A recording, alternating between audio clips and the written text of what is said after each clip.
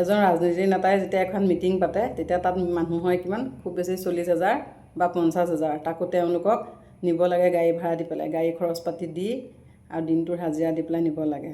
কিন্তু জুবিন দা যেতিয়া মৰিলে, মৰাৰ পৰা এতিয়ালৈকে কোনো মানুহক 1 টকাও নিদিয়াকৈ নিজৰ পকেটৰ টকা খৰচ কৰি অজস্ৰ গুণমুগ্ধৰ ভিৰ হৈ আছে আজি পৰ্যন্ত, বীৰ দি বাট নোপোৱা অৱস্থা।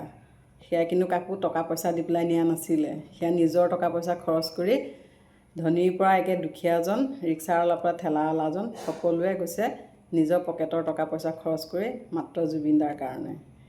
গম পালেনে? পাৰ্থক্য হ'ল সেইটোৱেই ৰাজনীতিৰ নেতা আৰু জুবিন দাৰ মাজত। গতিকে জুবিন অনুৰাগীবিলাকক অন্ধভক্ত বুলি নক'ব। তেওঁলোকে অন্ধ হৈ যোৱা নাই, তেওঁলোকে চকু মেলি চকুৰে চাই দেখি শুনি এজন মানুহক কিমান ভাল পোৱা থাকিব পাৰে সেইখিনি অনুতপ্ত কৰিহে জুবিন দাৰ ওচৰলৈ আগবাঢ়ি গৈছে।